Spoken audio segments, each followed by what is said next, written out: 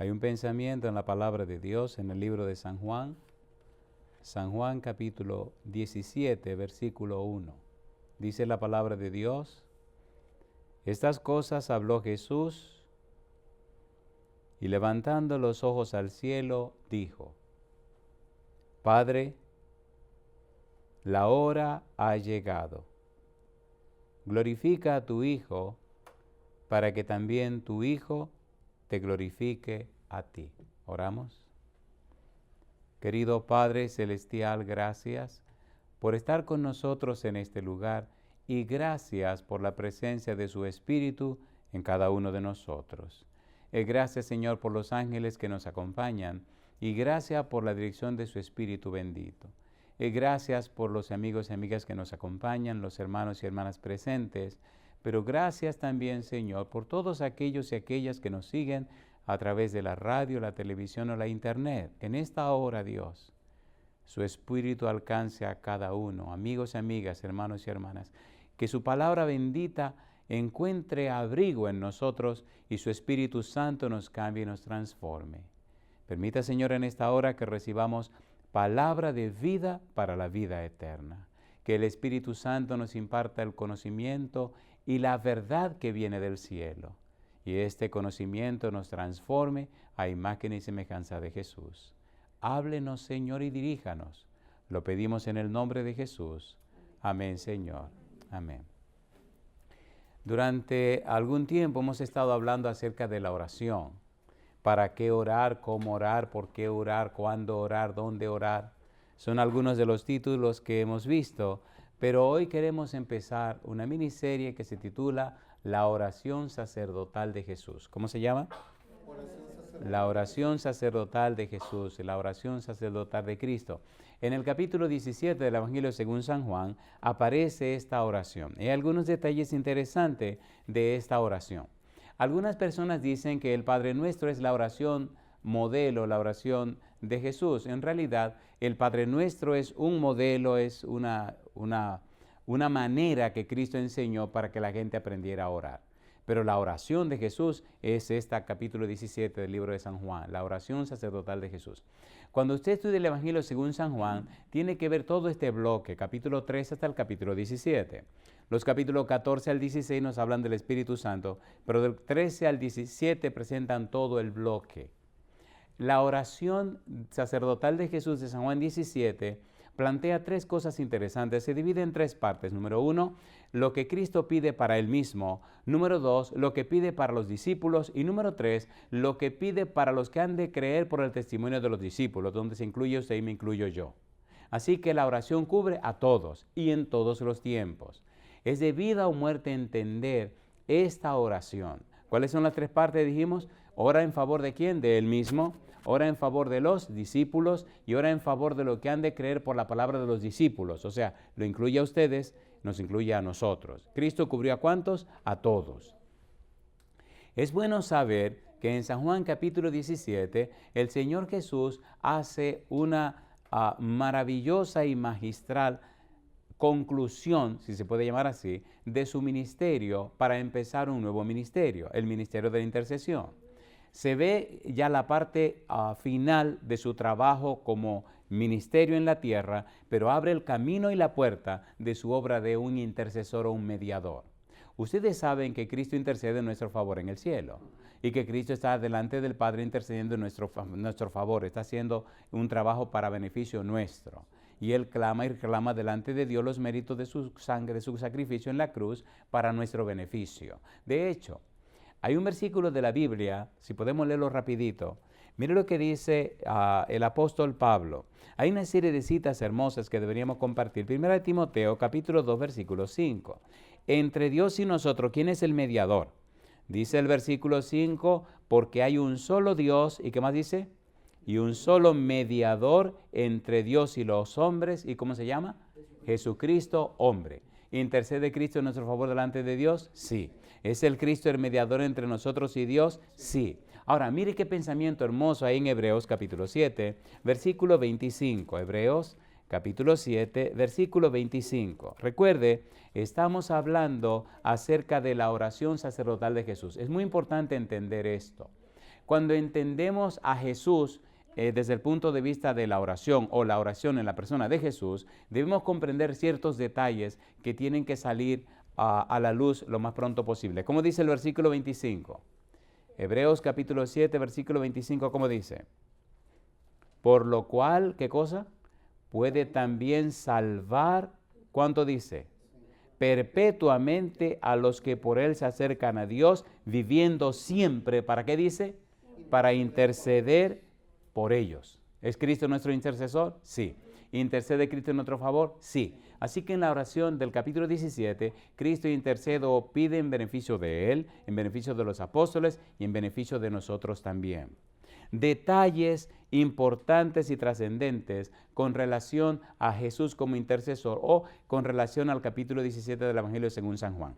Jesús sabe que su ministerio ya llega a su final.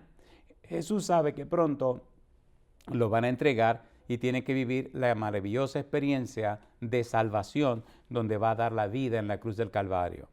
Jesús sabe que las horas están contadas. Jesús sabe que las palabras tienen que ser específicas y especiales y tienen que ir al punto. Por eso, Él comienza en el versículo 1 con una declaración poderosa y portentosa que tiene que llamarnos la atención. Mire el versículo 1 de Juan capítulo 17. ¿Cómo dice Juan capítulo 1, versículo 17? San Juan capítulo 1, versículo 17. Cristo comienza su oración y Él sabe lo que viene después que termine esta oración. Dice el versículo, capítulo 17, versículo 1, dice, estas cosas habló Jesús y levantando los ojos al cielo, dijo, número 1, ¿qué dice Él? Padre, la hora ha llegado. ¿Qué dice Cristo? Padre, la hora ha llegado. La pregunta es, ¿cuál hora ha llegado? ¿A qué hora se refiere? ¿Qué es lo que Cristo está diciendo con la frase, la hora ha llegado? ¿Qué nos quiere expresar el Señor Jesús cuando dice que la hora ha llegado? ¿A qué hora se refiere? ¿Qué es lo que Él está pensando y a qué Él se está refiriendo cuando dice que la hora ha llegado? San Juan capítulo 12, versículo 23. Vamos a hacer un repaso rapidito. San Juan capítulo 12, versículo 23. ¿Sabía Cristo que vendría una hora terrible? ¿Que vendría una hora especial? ¿Y qué es lo que se refiere a eso de que la hora ha llegado? ¿Qué dice el versículo 23? San Juan capítulo 12, versículo 23. Jesús le respondió, ¿cómo dice? Diciendo, ¿qué cosa? Ha llegado la hora para que el Hijo del Hombre sea ¿cómo? Glorificado. ¿Sabía Cristo que ya se acercaba al final de su ministerio? Sí. ¿Sabía Cristo que estaba a la sombra de la cruz? Sí. Pero ¿qué es lo que significa esa hora? ¿Cuál es el valor de esa hora? Capítulo 13, versículo 1 de San Juan. Dice el versículo 1 de San Juan, capítulo 13, ¿cómo dice? Antes de la fiesta de la Pascua, ¿qué dice ahora? Sabiendo Jesús, ¿qué cosa? Que su hora había llegado. ¿Para qué? ¿Qué dice ahora? Pasase, ¿de dónde? De este mundo al Padre, como había amado a los suyos que estaban en el mundo, los amó ¿hasta dónde? Hasta el fin. Ya como que se nos está aclarando la cosa. ¿Cuál es la hora que había llegado? La hora del dolor. ¿Cuál es la hora que había llegado? La hora del sufrimiento. ¿Cuál es la hora que había llegado? La terrible hora. ¿Cuál es la hora que había llegado? La hora de la glorificación, la hora de la pena, pero la hora de la lucha, la hora del dolor, la hora del sufrimiento, la hora de la separación con Dios. ¿Recuerdan ustedes cuando estaba en la cruz que dijo, Dios mío, ¿por qué me ha desamparado? Imagínese por un momento, qué pasó en la mente de Jesús cuando por un instante se vio completamente retraído de la mirada de Dios. ¿Tomó Cristo el pecado sobre sí o no? ¿Hace separación el pecado entre nosotros y Dios? Sí. ¿Por qué Dios retiró su mirada de Jesús en ese momento tan difícil? Porque Cristo tomó el pecado de la humanidad. Por eso necesitamos entender la oración de intercesión. Necesitamos entender la oración sacerdotal. Necesitamos entender San Juan capítulo 17. Hay un problema con el cerebro humano y es que el cerebro humano funciona en base a la información que se le da. En realidad el cerebro es un procesador de información. Es una computadora. Ahora, ¿de qué usted le está alimentando? ¿Cuáles son los nutrientes que usted le está poniendo? Y el resultado será lo que usted y como usted es. Nutramos a ese cerebro con la palabra de Dios, con la experiencia de Jesús, con el testimonio de Jesús, con la oración sacerdotal de Jesús, y los resultados de nuestra vida se harán notar, porque la palabra de Dios nos cambia y nos transforma. ¿Es hermoso lo que estamos diciendo o no es hermoso? Pongamos cuidado con esta frase, ha llegado la hora. Capítulo número 16, versículo 21. Me gusta la Biblia porque nos aclara y nos declara lo que necesitamos entender. San Juan 16, versículo 21 y 22. ¿Cómo dice el versículo 21? ¿Cómo dice el verso 21? San Juan capítulo 16, versículo 21. ¿Cómo dice? La mujer cuando da a luz, ¿qué dice? Tiene dolor. ¿Por qué dice ahora? Porque ha llegado su hora. ¿Y qué dice ahora después? Pero después, ¿qué dice? Que ha dado a luz un niño, ya no se acuerda de qué cosa. De la angustia. ¿Por qué cosa dice él ahora? Por el gozo de que haya nacido un hombre en el mundo. Cristo está diciendo, sí, mi hora va a llegar y no va a ser fácil. Pero después que pase eso, después que pague el precio del pecado, después que resuelva el problema del pecado, será algo tan glorioso que ni me voy a acordar. ¿Es hermoso o no es hermoso? A ver, ¿es lindo o no es lindo? Toda dama sabe que dar a luz a un muchacho no es cosa fácil.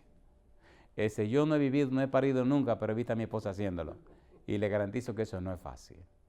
Eso no es fácil. Y menos cuando es un primer muchacho y es grande. Y menos cuando la dama se mete en miedo y entonces hay que luchar un poco para que el cabezón ese pueda salir. Versículo 32. ¿Cómo dice el versículo 32? San Juan 16, 32. ¿Cómo dice? He aquí la hora viene. ¿Qué dice el Señor Jesús? He aquí la hora viene y ha venido ya. ¿Qué cosa dice Él? En que seréis esparcidos cada uno por su lado. ¿Y qué dice ahora? Y me dejaréis solo. ¿Y qué dice ahora el Señor? Mas no estoy solo, porque mi Padre está conmigo. En la hora de dolor, en la hora de angustia, de prueba, ¿quién estaría con Él? El Padre. Sin embargo, cuando Cristo está en la cruz, ¿qué fue lo que dijo? Dios mío, ¿por qué me he desamparado? Ha llegado la hora. Ha llegado la hora de la glorificación. Ha llegado la hora de sufrimiento y dolor. Ha llegado la hora de ajustar cuenta. Capítulo 17, ahora versículo 1. Y ahí acto seguido dice, estas cosas habló Jesús y levantando los ojos al cielo dijo, ¿qué cosa? Padre, ha llegado la hora. ¿Y qué dice ahora? Glorifica a tu Hijo para que tu Hijo te glorifique a ti. Sí, ha llegado la hora difícil, ha llegado la hora terrible. Ahora, Padre, glorifica a tu Hijo para que tu Hijo te glorifique. ¿A quién? A ti. Es bueno saber que en este capítulo 17, algunos exégetas bíblicos dicen que se resume todo el Evangelio según San Juan. Número 1, la obediencia de Jesús a su Padre. Número 2, el compromiso del Hijo de glorificar al Padre. Número 3, la elección y protección de los discípulos. Número 4, el testimonio de los discípulos a un mundo hostil. Número 5, su unidad con Cristo y los unos con los otros. Número 6, el futuro glorioso que les espera. Y al mirar este capítulo encontramos, número 1, la oración de Jesús por él mismo, versículo 1 al 5, del versículo 1 al 5. Número 2, la oración de Jesús por los discípulos, versículos 6 al 19. Y número 3, la oración de Jesús por todos los creyentes, versículo 20 hasta el versículo 26. Es bueno tener eso en mente y tener eso claro, porque tenemos que ir ahora parte por parte y posiblemente hoy no cubramos todo, pero sí podemos cubrir una buena parte. Y en la próxima presentación cubriremos lo que falta. Estamos en el versículo 1 del capítulo 17 de San Juan. Estamos hablando de la oración sacerdotal de Jesús. Tenemos que ver los versículos 1 hasta el versículo 5, que es lo que incluye la oración de Cristo en favor de Él mismo. La oración de Cristo en su propio beneficio. Cómo Él le pide a Dios un beneficio personal. Y ahora dice, ha llegado la hora.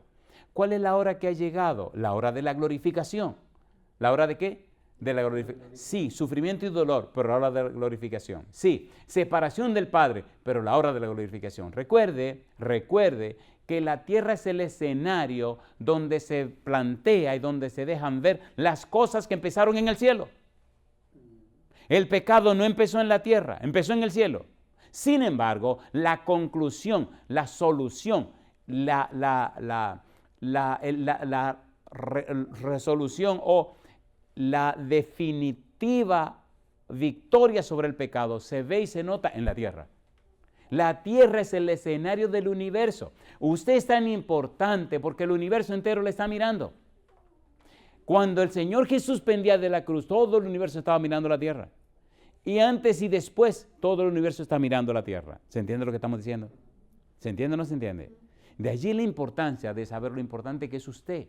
No se deje llevar por el brillo de este mundo. El mundo pasa y sus deseos, porque hace la voluntad de Dios, permanece para siempre. Es una ciencia tan profunda lo que tenemos que estudiar que no alcanzamos a entender hasta dónde llega lo que tenemos que ver. O sea, lo que se está debatiendo con Cristo al morir en la cruz es lo que empezó en el cielo. Y si es importante para el cielo, es importante para el universo. Por eso, este pequeñito mundo donde nosotros vivimos es objeto de estudio de todo el universo. Usted no es persona común ni corriente. Cristianismo significa que nosotros somos miembros de la familia de Dios. Cristianismo significa que ahora nosotros somos miembros y participamos de la ciudadanía del reino de los cielos. Ahora Cristo habla en función a lo que Él necesita. Padre, ha llegado la hora. ¿La hora de qué? De la glorificación. ¿La hora de qué? La hora donde, querido Padre Celestial, se consume todo lo que ha estado en el ambiente. ¿El pecado empezó en el cielo? Sí, pues entonces vamos a resolver este problema acá. Yo pregunto, ¿dice o no dice la Biblia que del cielo echaron a Lucifer, a Satanás con sus demonios? ¿Lo echaron o no lo echaron? ¿Engañó Satanás y sus demonios, engañaron a Adán y Eva? ¿Se incubó el pecado en la tierra? ¿Le llamó Cristo a Satanás príncipe de este mundo cuando llegó? ¿Sí o no? Pero ahora Cristo venció. Y hay una palabra interesante que va a aparecer allí. Qué cosa linda. Mire usted en su Biblia, vamos rapidito. Mire en su Biblia el versículo número 3, el versículo 2, ¿cómo dice? San Juan 17, 2, ¿cómo dice el 2? Como le has dado, ¿qué cosa? Potestad sobre toda carne. Yo pregunto, ¿le han dado a Cristo potestad sobre toda carne, sí o no? A ver, ¿sí o no? Sí, ¿qué dice Mateo 28, 18? Toda potestad me es dada en el cielo y en la tierra. ¿Tiene Cristo poder en el cielo? Sí. ¿Tiene poder en la tierra? Sí. De allí la importancia de enfocarnos y entender qué nos está diciendo el Señor Jesús cuando dice, ha llegado la hora. Ha llegado la hora de la gloria. Ha llegado la hora de manifestar la gloria del Padre y la gloria del Hijo. Ha llegado la hora de mostrar y dejar entender al universo en qué consiste el trabajo del Señor Cristo Jesús. San Juan capítulo 7, versículo número 18, veamos lo importante de esta frase, ha llegado la hora de la gloria. San Juan capítulo 7, versículo 18, ¿cómo dice el verso 18? San Juan capítulo 7, versículo 18, ¿cómo dice? El que habla por su propia cuenta, su propia gloria busca. ¿Y qué dice ahora? Pero el que busca la gloria del que le envió, ¿qué dice ahora? Este es verdadero y no hay en él, ¿qué cosa? Injusticia. Mi pregunta, ¿vino Cristo a la tierra para dar gloria a Dios, sí o no? Ahora pide Cristo al Padre que le glorifique para él glorificar al Padre, ¿sí o no? ¿Sí o no? Sí. Veamos un poco más. Capítulo 12, versículo 16, San Juan. San Juan 12, 16. Vamos rapidito. San Juan capítulo 12, versículo 16. ¿Cómo dice San Juan capítulo 12, versículo número 16? Estas cosas no las entendieron sus discípulos al principio, pero cuando Jesús fue, ¿qué cosa dice? Glorificado. Entonces, ¿qué dice? Se acordaron de que estas cosas estaban escritas acerca de él y de que se las habían, ¿qué cosa? Hecho. Mire lo que dice el versículo 23. A mí me gusta la Biblia porque la Biblia se explica sola. ¿Qué dice el verso 23? Jesús les respondió diciendo, ¿qué cosa? Ha llegado la hora para que el Hijo del Hombre sea glorificado. Interesante que en este momento, en esta experiencia del capítulo 12, dice que vinieron unos griegos que querían conocer a Jesús. Hablaron primero con Felipe, luego Felipe habló con Andrés, y Andrés y Felipe fueron y le dijeron a Jesús. Y ahora Cristo dice, ha llegado la hora para que el Hijo del Hombre sea glorificado. Y llama la atención, mire más adelante, dice el versículo número 28. ¿Cómo dice el versículo 28? Padre, glorifica tu nombre. ¿Y qué dice ahora? Entonces vino una voz del cielo, ¿cómo dice? Lo he glorificado y lo glorificaré otra vez. ¿Se pronunció Dios? Sí. La gente oyó esa voz. Y dice la Biblia, versículo número 30, le respondió Jesús y dijo, no ha venido esta voz por causa mía, sino por causa de vosotros. Y dice Cristo, ahora es el juicio de este mundo. Ahora el príncipe de este mundo será echado fuera. Y yo, si fuere levantado de la tierra, a todos atraeré a mí mismo. En el capítulo 17, versículo 1, ¿está hablando Cristo de la sombra de la cruz? Sí. ¿Sabe que viene su muerte en la cruz? Sí. Pero desde antes ya Dios está glorificando a Cristo. ¿Es hermoso o no es hermoso? Recuerde que es la oración sacerdotal de Jesús. Es tan importante el asunto de entender esto de la oración, porque es trascendente. Va más allá del simple hecho de una simple oración. Jesús está al final de la carrera de su vida, de su ministerio. Jesús va a cerrar su trabajo en la tierra. De allí la importancia de entender lo que está diciendo. Cuando seguimos leyendo la Biblia, y no sé, a mí me gusta leer la Biblia, capítulo 13, versículo 31, que dice Juan 13, 31. Estas son las evidencias internas. Entonces, cuando hubo salido, dijo Jesús, ¿qué cosa? Ahora es glorificado, ¿quién? El Hijo del Hombre, y Dios es glorificado, ¿dónde? En Él. Mi pregunta, ¿glorifica el Padre al Hijo, el Hijo glorifica al Padre? Sí. ¿Es importante entender esto? Sí. La hora cuando el Padre glorifica al Hijo y el Hijo glorifica al Padre es cuando culmina la misión redentora. El objetivo de la misión ha sido alcanzado. El objetivo de la misión era dar vida eterna. ¿Vino Cristo a dar vida eterna, sí o no? Sí. A ver, ¿sí o no? San Juan 17, versículo número 2. ¿Cómo dice el versículo 2? Dice el verso 2, como le has dado potestad sobre toda carne, ¿para qué cosa dice ahora? Para que dé vida eterna, ¿a cuántos? A todos los que les diste. Recuerde, por favor, la razón y el propósito y el empeño de Dios es que sus hijos sean alcanzados para que vivan por la eternidad en su casa. Todo el afán de Cristo es impartir vida eterna. Todo ser humano que nace en esta tierra muere. Los que viven saben que han de morir, pero los muertos nada saben. Los que viven saben que han de morir. Sin embargo, aunque el pecado entró y con el pecado la muerte, cuando Cristo entró, entró la vida. Pero no una vida simple y común, entró la vida eterna. ¿Se entiende, por favor? Sí. Cuando Cristo está cerrando su ministerio, dice, cumplimos la obra redentora. Cumplí con mi trabajo, logré dar vida eterna. Me costó todo, me cuesta todo, pero sin embargo logramos el propósito. ¿Se entiende o no se entiende? Es importante esta oración de Jesús, es de vida o muerte. En torno a esa oración gira todo.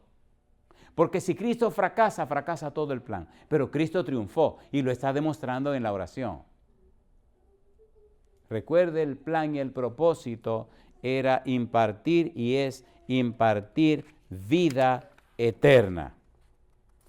Llama la atención en el Evangelio según San Juan el empeño que Juan pone en resaltar todo esto.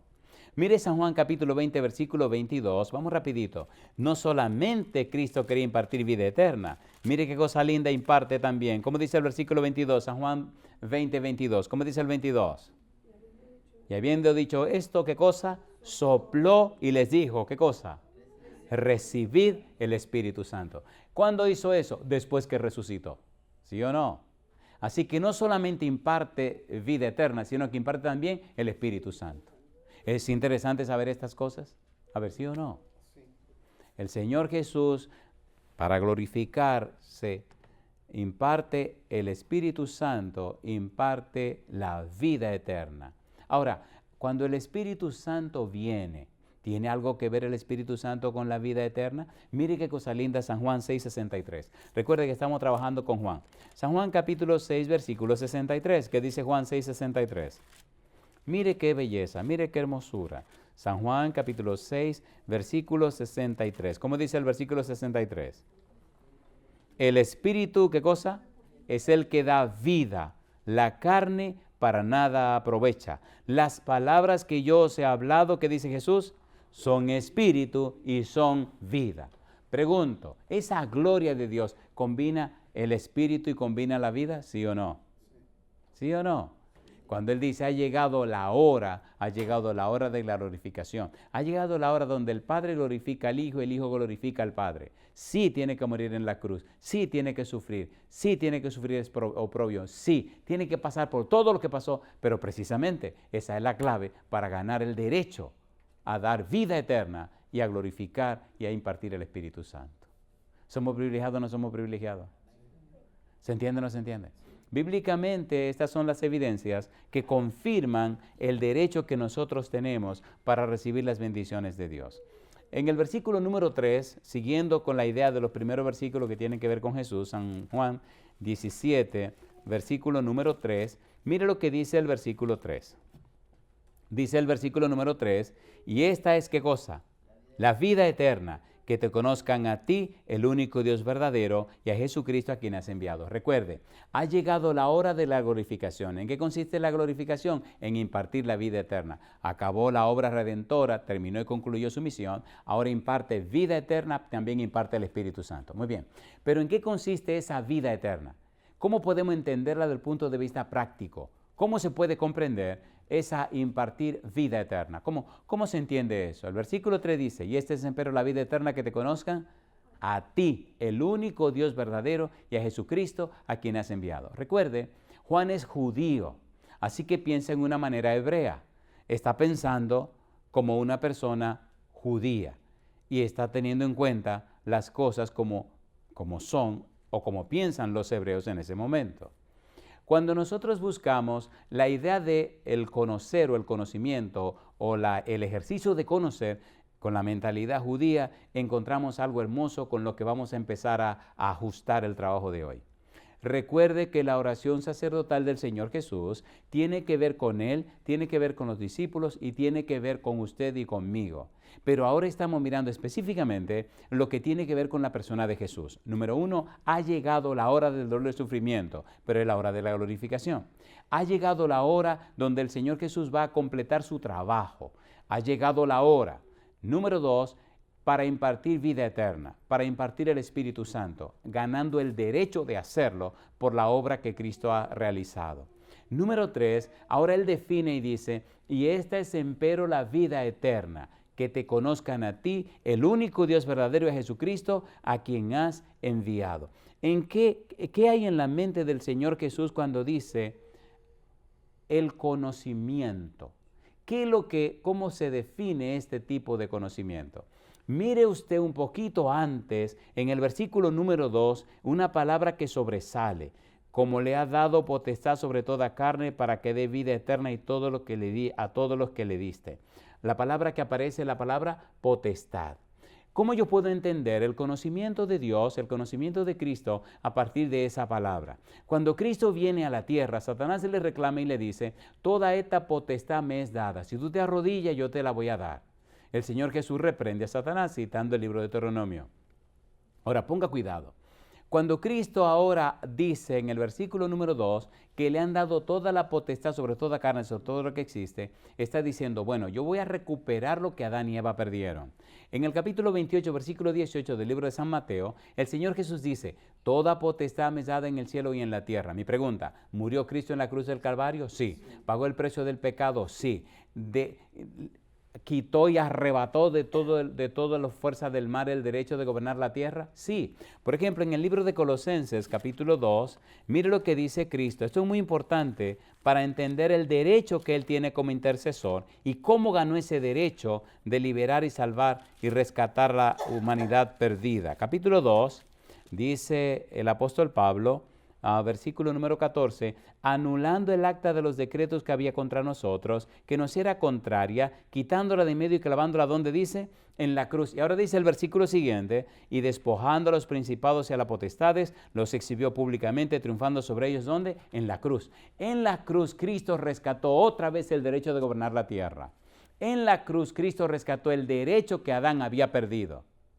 Y despojó el derecho que Satanás ostentaba diciendo que tenía potestad en la tierra. Ahora Cristo dice, toda potestad me es dada en el cielo y en la tierra. Tengo todo el derecho de gobernar en la tierra y de gobernar en el cielo. Mi pregunta, si Cristo gobierna en la tierra y Cristo gobierna en el cielo, si pagó el precio del pecado, si tiene derecho de impartir vida eterna y el Espíritu Santo, ¿es un buen intercesor en nuestro favor ante el Padre Celestial, sí o no? Sí. Pues sí, ese es el punto. Si nosotros entendemos mejor a Jesús, si conocemos mejor a Jesús, cuando nos arrodillamos para presentarnos delante de Dios, lo hacemos con confianza. ¿Se entiende o no se entiende? Lo hacemos con confianza. Hebreos capítulo número 4. Es muy importante, queridos, entender esto. Es que necesitamos dejar de ser religiosos y convertirnos en personas cristianas. Necesitamos ser más cristianos. Significa que conocemos y entendemos mejor a Cristo Jesús. Versículo 14, Hebreos 4:14, ¿qué dice el versículo 14? Por tanto, ¿qué cosa? Teniendo un gran sumo sacerdote que traspasó los cielos, Jesús, el Hijo de Dios, ¿qué dice Pablo? Retengamos nuestra profesión, porque no tenemos un sumo sacerdote que no pueda compadecerse de nuestras debilidades, sino uno que fue tentado en todo, según nuestra semejanza, pero sin pecado. Alabado sea el nombre de Dios. Y dice, acerquémonos pues, ¿cómo dice? Confiadamente al trono de la gracia para alcanzar misericordia y hallar gracia para el oportuno socorro. ¿Cuánto le costó a Cristo Jesús? Le costó todo. ¿Cuánto pagó Cristo Jesús? Lo pagó todo. ¿Cuánto perdió Cristo Jesús? Lo perdió todo. Y él dijo, yo pongo mi vida y la vuelvo a tomar. Voluntariamente yo la pongo. Y lo hago por amor a ustedes. ¿Tiene sentido esto? ¿Se entiende lo que estamos haciendo? ¿Tiene derecho Cristo a interceder por nosotros? A ver, sí o no. A mí me gusta cuando Cristo dice, y os enviaré otro consolador. En griego dice alos, otro. Alos significa, le voy a enviar otro que tiene el mismo poder que yo tengo. Le voy a enviar otro que puede hacer lo mismo que yo hago. Le voy a enviar otro y a ustedes le conviene que Él venga. En otras palabras, yo voy a subir para interceder por ustedes y Él viene para quedarse aquí para interceder por ustedes. Qué cosa linda. ¿Es hermoso o no es hermoso eso? A ver, ¿es hermoso o no es hermoso? ¿Intercede el Espíritu por nosotros? A ver, ¿sí o no? Mire Romanos capítulo 8. Mire qué cosa linda. Romanos capítulo 8. Vamos rapidito. Versículo número 26. ¿Cómo dice Romanos 8, 26? ¿Cómo dice la Biblia? Y de igual manera el Espíritu nos ayuda en nuestra debilidad, pues que hemos de pedir como conviene, no lo sabemos. ¿Y qué dice ahora? Pero el Espíritu mismo, ¿qué hace? Intercede por nosotros. ¿Y cómo lo hace? Con gemidos indecibles. ¿Es hermoso o no es hermoso eso? Cristo nos imparte vida eterna, nos imparte su Espíritu. Cristo intercede por nosotros. Alabado sea su nombre. De manera que Cristo tiene toda potestad en el cielo y tiene toda potestad en la tierra. A mí me gusta esta palabra potestad, esta palabra exusía, y sería tan interesante dedicarse un buen rato a estudiarla. ¿Sabían ustedes que las palabras tienen su propia personalidad? Cada palabra tiene su propia vida en ella misma. De ahí la importancia de entender la palabra. De hecho, cuando hablamos de la Biblia como la palabra de Dios, no decimos las palabras de Dios, pero sí decimos las Sagradas Escrituras. Porque la palabra de Dios está viva, porque la palabra de Dios es viva y eficaz, porque por la palabra de Dios vinieron a la existencia todos los mundos y todas las cosas que existen. Inclusive, es tan interesante el asunto de la palabra que el Señor Jesús expresa, o San Juan expresa en San Juan capítulo 1, versículo 1, en el principio era la palabra, y la palabra era con Dios, y la palabra era Dios. De allí la importancia de la palabra. Y aquí encontramos nada más y nada menos que una palabra importante. La palabra en griego es exusía, la palabra potestad, la palabra autoridad, la palabra derecho. La palabra exusía dice, tengo el derecho legal, tengo el derecho ante los tribunales, tengo el derecho ante todo el mundo de hacer o no hacer. De allí la trascendencia de esta palabra. Veamos por lo menos una de sus acepciones. El poder de hacer algo, la capacidad, la facultad de hacer algo. Eso es exusía. San Mateo capítulo 9, versículo 8. Vamos rapidito. Mateo capítulo 9, versículo número 8. Esta palabra es fundamental para entender el valor de Cristo como nuestro intercesor. Él tiene poder, tiene autoridad, la ganó, la compró. Él tiene derecho de presentarse ante el tribunal celestial en tu favor. Y tú tienes el derecho de creerle por lo que Él ha hecho en tu favor. ¿Tiene sentido o no tiene sentido? San Mateo capítulo 9, versículo 8. ¿Cómo dice el versículo 8?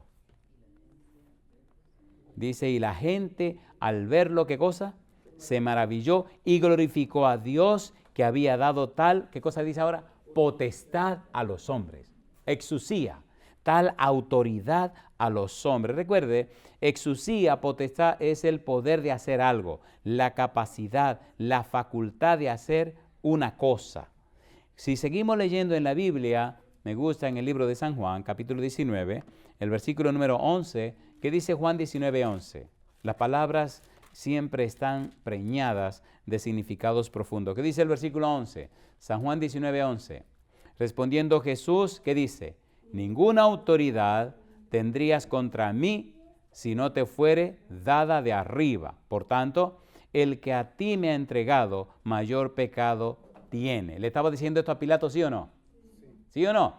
¿Tenía Pilato en su mano la potestad, la autoridad de condenar, sentenciar o liberar a Jesucristo, sí o no? Sí, entonces ahí está el valor de la palabra exusía, la palabra autoridad. Pregunto, ¿le ha dado idea a usted de la autoridad, el derecho de escogerlo o rechazarlo, sí o no? Si usted no lo acepta, ya lo rechazó. Es automático. Todos los seres humanos somos víctimas de las decisiones. Usted cuando no decidió, ya decidió. ¿O no? Si usted no decide entregarse a Jesús, ya decidió rechazarlo. A ver, ¿sí o no? Sí. Usted tiene el derecho que le dio el Señor, la potestad que le dio el Señor. Usted tiene esa bendición de Dios de hacer o no hacer. Cristo tenía derecho de escoger morir en la cruz o rechazar morir en la cruz. En Getsemaní, oró o no oró 3 veces. ¿Qué dijo? Padre, si es posible, pase de mí esta copa, pero no se haga mi voluntad, sino la tuya. Tomó la decisión. Y como tomó la decisión, venció el pecado, venció la maldad, venció al demonio, venció a los reyes, venció a los príncipes, venció todo. Y entonces dice, ahora yo tengo toda potestad en el cielo y en la tierra también. Así que ahora tenemos un intercesor que tiene toda potestad. Y que derramó su sangre por nosotros y que pagó el precio de nuestro pecado. No hay un pecado que usted tenga que Cristo no lo pueda perdonar. Yo digo, alabado sea su nombre. Necesitamos entender esta oración sacerdotal. La palabra exusía también significa poder de hacer o no hacer. Es decir, tener licencia, libertad, libre elección. Otra acepción de la palabra, el poder como encargado. Es decir, comisión, autoridad a la derecho o el derecho o todo el poder. El Señor Jesús dijo, por tanto, id y haced discípulo a todas las naciones. Mi pregunta, ¿nos dio Cristo el derecho, la potestad y la autoridad de predicar el Evangelio, sí o no? Sí. ¿Sí o no? Sí. Y una cosa dice, y aquí estoy con ustedes todos los días hasta el fin del mundo. No nos mandó, sino que viene con nosotros. ¿No envió su Espíritu para que morara en nosotros? Sí. A ver, ¿sí o no? Sí. De manera que exusía, potestad, autoridad, significa más que el simple hecho de una palabra. Significa la compañía de un ser todopoderoso. Cuando usted sale en el nombre de Jesucristo, creyendo en su palabra, creyendo que Él está con usted, creyendo lo que Él dice, usted no está solo, Él le acompaña. No hay diablo que se resista al poder del Espíritu cuando usted camina con Jesús. ¿Se entiende o no se entiende? Exusía, el poder sobre las personas y las cosas, el dominio, la autoridad. Pedro llegó al templo de la Hermosa y miró a aquel cojo y le dijo, no tengo ni oro ni plata, mas lo que tengo te doy. En el nombre de Jesucristo, ¿qué cosa? Levántate. ¿Tenía Pedro esa autoridad? ¿Recuerdan a Tabita Dorcas que murió? ¿Tenía Pedro esa autoridad de Cristo? ¿La resucitó? Sí. ¿Recuerdan a Eneas que estaba enfermo? ¿Lo sanó Pedro? Sí. Mi pregunta, ¿nos ha dado esa autoridad a nosotros también? ¿Sí o no? Sí, pero necesitamos creerle a Jesús, estar unido a Jesús, estar en comunión con Jesús y entender que el Señor sabe hacer las cosas a su tiempo. El año pasado, cuando viví mi maravillosa experiencia, yo me reía porque yo decía, bueno, hay tanto que hacer y qué cuadro aquí, yo dije enfermo. Y lo que hacía era que me reía. Y encima de estar enfermo, seguía predicando. Recuerdo la campaña que hicimos en Dominicana, que bueno, fue una experiencia maravillosa. Y yo nada más le decía a Dios, déjeme llegar a la iglesia. Y después que estaba en la iglesia que predicaba, decía, ahora déjeme llegar a mi casa. Y entonces llegaba a la casa y cada día pasaba el mismo milagro, el mismo milagro, el mismo milagro. Todos los días el mismo milagro, todos los días el mismo milagro. Mi pregunta, ¿Dios es todopoderoso o no es todopoderoso? ¿Sí o no? Entonces necesitamos creerle a Jesús. Jesús intercede por nosotros. Pero hay que vivirlo, usted tiene que vivirlo. Tiene que vivirlo. Si usted no lo vive, entonces tiene carece de muchas cosas. Capítulo 17, versículo 3, San Juan. Vamos a aterrizar. Esta es la parte hermosa que tiene que ver con el verbo conocer, pero había que aclarar esos puntitos. San Juan capítulo 17, versículo número 3. El objetivo de la misión que Cristo cumple en el mundo es dar vida eterna. La vida eterna consiste en conocer a Dios y a Jesucristo, que es el mensajero. La palabra conocimiento en el Evangelio de Juan abarca dos aspectos. ¿Cuántos aspectos abarca? Dos. Número uno, una actitud de la vida, y número dos, una aceptación doctrinal. Pongan cuidado porque aquí vamos a aterrizar. Lo primero es una actitud de la vida. ¿Qué significa esto? Esa actitud de la vida está en el concepto que transmite con el verbo conocer. Muy a menudo Juan utiliza palabras con antecedentes hebreos.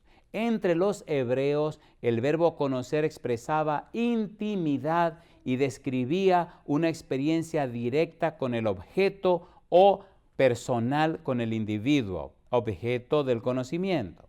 Por eso conocer a Dios no es tan solo un proceso intelectual, es un acto de vida que abarca a la persona entera, incluyendo su capacidad mental y todas las demás facultades. Incluye desde el pensar hasta el actuar. Incluye una vida de obediencia a los mandamientos de Dios y una amante comunión con los demás cristianos. Los que conocen a Dios tienen una relación íntima y estrecha con Él. Los que conocen a Dios en cada lugar, en todo momento, siempre invocan la compañía y la presencia de Dios. Caminó pues que Enoc con Dios y se lo llevó Dios. ¿Caminó Enoc con Dios, sí o no?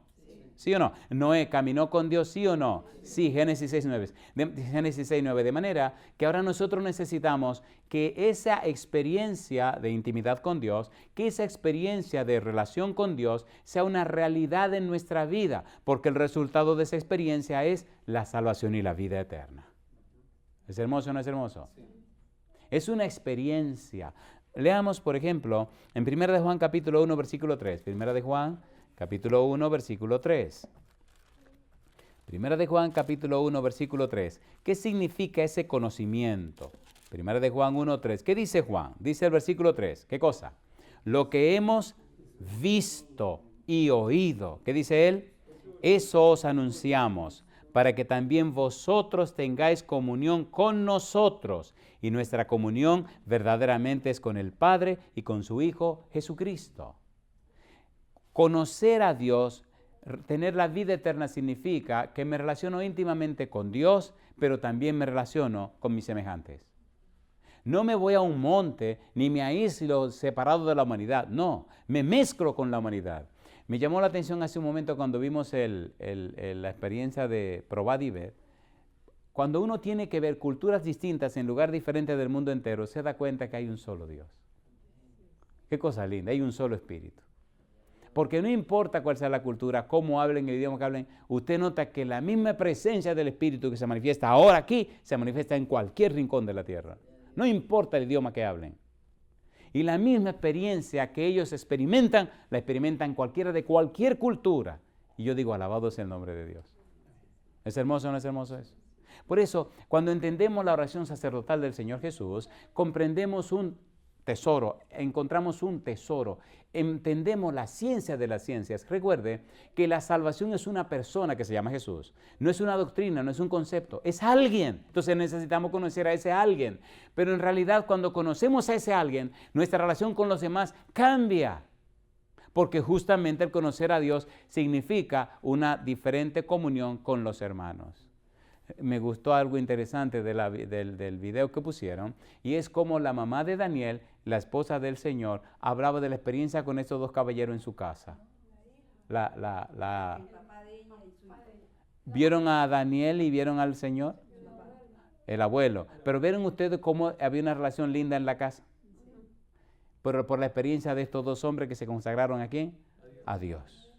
¿Y oyeron el testimonio en la iglesia del abuelo y el testimonio de Daniel? ¿Cómo la gente hablaba del abuelo y hablaba de Daniel? Entonces, ¿tenía buena relación Daniel y el abuelo con la iglesia?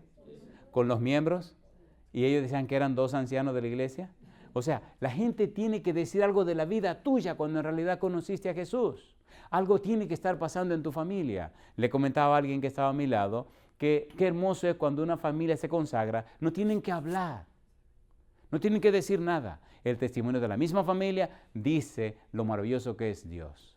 Y ese es el conocimiento al que Cristo se está refiriendo.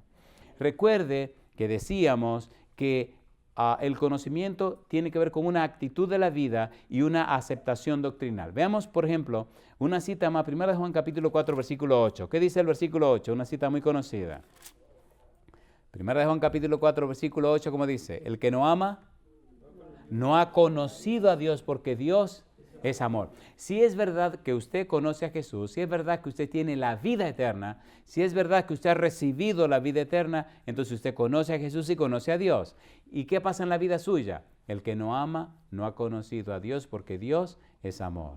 Déjeme subrayar esto. Cuando el Señor Jesús dice, amad a vuestros enemigos, orad por los que os ultrajan y os persiguen, Él no está diciendo que usted debe tener un sentimiento amoroso porque no lo quiere. No. Él está diciendo que usted puede tratar con altura y con respeto al que no lo quiere. ¿Se entendió? ¿Tratarlo con qué?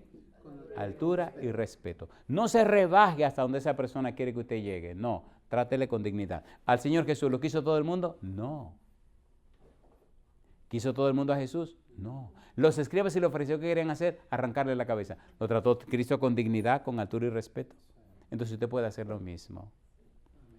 1 de Juan capítulo 5, versículo 3. ¿Qué dice el versículo 3? Pues este es el amor a Dios. ¿Qué cosa dice? Que guardemos sus mandamientos, y sus mandamientos no son gravosos. Si es verdad que usted conoce a Dios, usted cumplirá los primeros 4 mandamientos y también los otros 6 mandamientos. Una relación con Dios y una relación con el prójimo. Recuerde que quien produce en usted el querer como el hacer por su buena voluntad es ¿quién? Es Dios. Filipenses 2:13.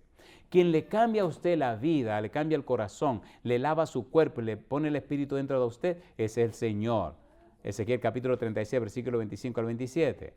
Quien hace un cambio completo en la vida suya, todo vuestro ser, espíritu, alma y cuerpo, es Dios. 1 Tesalonicenses capítulo 5, versículo 23 y 24. En otras palabras, si es verdad que usted entendió la oración sacerdotal de Jesús, si es verdad que usted aceptó a Cristo en su vida, si es cierto que usted es cristiano, se someterá a Dios, aceptará lo que Cristo hizo en su favor y permitirá que el Espíritu obre en usted el querer como el hacer por su buena voluntad y le transforme de gloria en gloria como a su imagen por el Espíritu.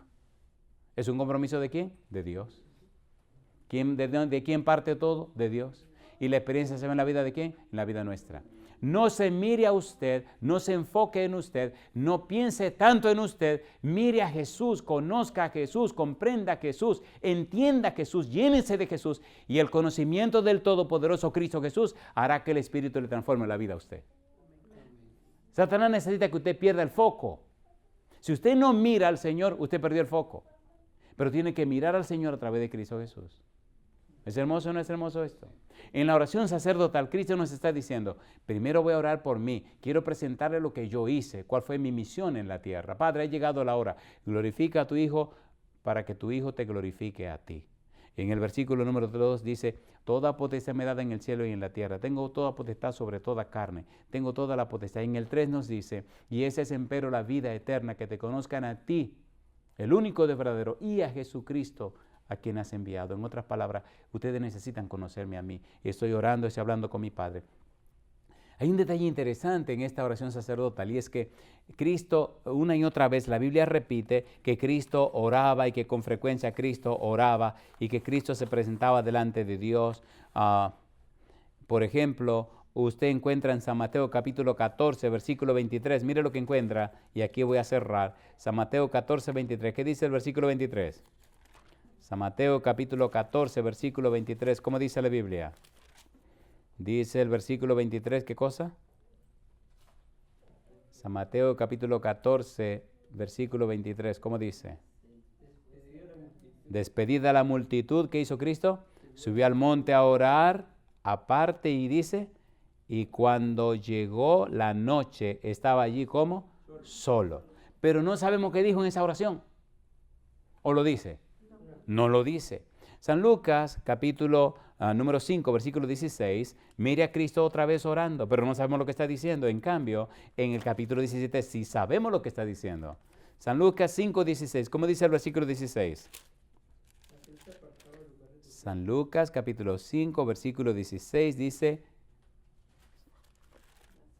San Lucas capítulo 5, versículo 16. ¿Cómo dice el verso 16? Se alejaba al desierto para orar. Dice, mas él se apartaba a lugares desiertos. ¿Y qué hacía? Y oraba. Ahora, ¿qué decía en esa oración? No sabemos. Sin embargo, en la de Juan 17 tenemos todo lo que dijo. Es hermoso saber lo que dice Cristo en su oración. Hay una cosa interesante cuando una gente ora, y es que cuando la gente ora le dice lo que está pensando. Es más, ¿quieren que le diga más? Cuando una gente ora, dice lo que la persona es. Y si usted saca tiempo para estar más tiempo con el Señor, valga la redundancia, y si usted pasa más tiempo en comunión con Dios, cuando alguien ora, usted puede oír lo que no está diciendo. ¿Se entiende? Porque las palabras que la persona expresa dicen o no dicen. O la persona está usando palabras para cubrir algo, o para impresionar, o para alguna otra bobería, y usted dice, ay, mi madre, esto suena como una lata vacía. ¿Qué pasa con una lata vacía cuando usted la tira en el piso? Hace mucha bulla, tan, tan, tan, tan, pero no. Y cuando la lata está llena, usted la tira y cae, ¡poh! Suena poco. ¿Sí o no? Cuando uno abre la boca para orar, expresa lo que tiene dentro o cubre lo que tiene dentro. ¿Sí o no? ¿Recuerdan el escriba y el fariseo y el publicano? Cuando fueron a orar al templo. ¿Se acuerdan o no se acuerdan? ¿Qué decía qué decía el fariseo? Señor, no soy como los otros hombres. Ni siquiera como este tipo que está aquí. ¿Y qué dijo el publicano? ¡Pum! Se golpeaba el pecho y decía, Señor, sé propicio a mí, pecador. ¿Cuál de los dos es Cristo que se le ha justificado? El publicano. ¿Por qué era pecador? ¿Se entiende la idea? Cuando usted ora a Dios, cuando usted abre su corazón a Dios en oración, usted está diciendo en realidad qué está pasando con la vida suya. Por eso en público, diga lo que vaya a decir, pero dígalo y se acabó. Pero en privado, ábrale su corazón a Dios. Las oraciones íntimas no son en público, tienen que ser en privado. ¿Se entendió? Nadie se desnuda en la calle. Usted se desnuda en su casa. Entonces, ábrase a Dios en su casa. A la gente, déjeme ver cómo digo esto con todo respeto. A la gente le molesta que usted se desnude en público, ¿o no? A ver, ¿sí o no? ¿Entienden lo que quiero decir? O sea, no se ande desnudando en público. Sus oraciones íntimas, refléjesela a Dios en privado. En público, haga sus oraciones al punto y sea específico. Y Dios entonces le va a glorificar. Esta oración de Juan 17, el Señor Jesús se la refirió a Juan, el evangelista, y Juan la registró. Ahora, ¿por qué es tan importante esta oración? Y aquí voy a cerrar. Porque tiene que ver con Jesucristo, tiene que ver con los apóstoles y tiene que ver con usted y conmigo, ¿sí o no? A ver, ¿sí o no? De allí la importancia de entender esta oración. Pregunto, ¿tiene Cristo los títulos necesarios? ¿Ganó Cristo los puntos necesarios? ¿Cumplió Cristo con la misión necesaria para ser nuestro intercesor, sí o no? Sí. ¿Cumplió con su misión? Sí. Por eso la primera parte, versículo 1 al 5, tienen que ver con la persona de Jesús. Y la verdad que me siento como cuando lo invitan a uno a un banquete y empieza a comer y tiene que parar. Y uno tiene que retirarse. Bien, número 1, una actitud de la vida. Y número 2, una aceptación doctrinal. Conocer a Dios y al Hijo significa aceptar toda la doctrina revelada por Cristo. Y más específicamente, la doctrina acerca del amor del Padre y la misión del Hijo. Esto incluye un saber intelectual de la doctrina, ya revelada con claridad en el Antiguo Testamento. Mire qué cosa linda es la Biblia. Jeremías capítulo 34, versículo 7. Vamos rapidito. Jeremías 34, 7. Jeremías capítulo 34, versículo 7. Así que incluye un conocimiento intelectual de la doctrina bíblica, conocer a Dios. ¿Qué dice Jeremías 34, 7? ¿Cómo dice el 7? Jeremías 34, versículo 7, ¿cómo dice? Jeremías 34, 7 dice, y el ejército del rey de Babilonia, ¿qué cosa hacía? Peleaba contra Jerusalén. ¿Y ahora qué dice? Y contra todas las ciudades de Judá que habían quedado. ¿Contra quiénes dice ahora? Laquis. ¿Y quiénes más? Contra Seca. ¿Y qué dice al final?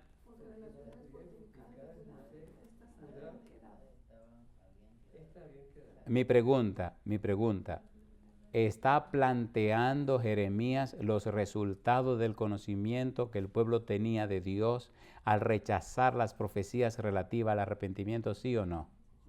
A ver, sí o no. ¿Sabía el pueblo, había recibido el pueblo el mensaje de Dios? No lo había recibido. Jeremías habló y habló y habló y la gente no quisieron. Y al final, ¿vino la invasión o no vino la invasión?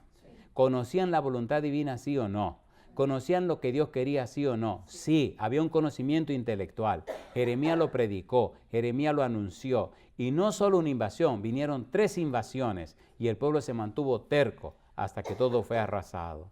El conocimiento de la palabra de Dios conlleva a una decisión, no solamente a una decisión simple, sino a una decisión profunda.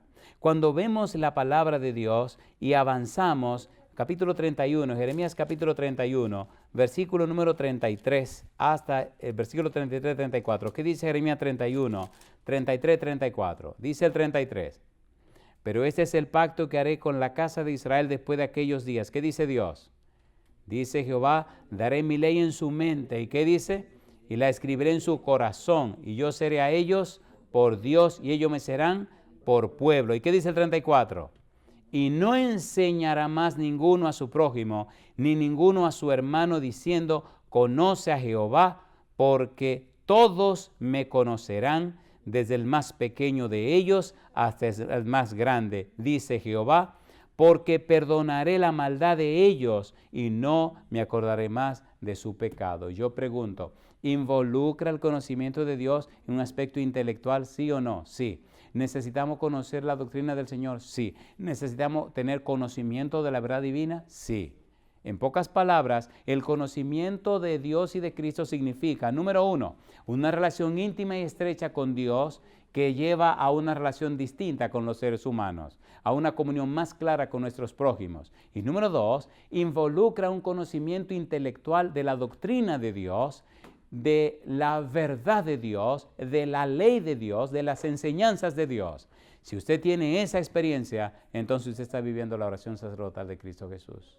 Es importante esa relación íntima con Dios, es importante ese conocimiento de la palabra de Dios, es imprescindible que ese conocimiento de Dios se traduzca en una vida que esté atemperada o una vida que sea coherente en la relación con los demás. Claro, si una persona no quiere saber de Dios, no se va a ir bien con usted. La luz y las tinieblas nunca se van a llevar bien, pero asegúrese que usted es luz. Cristo dijo, yo soy la luz del mundo, pero también dijo, vosotros sois la luz del mundo. Y ahora yo termino con una pregunta. Mi pregunta es la siguiente. ¿Quisiera usted hoy confirmar su decisión de que Cristo sea su intercesor? ¿De que Cristo sea su mediador? ¿De que Cristo abogue por usted? ¿Quisiera usted aceptar a Cristo en su vida como su único y suficiente Salvador?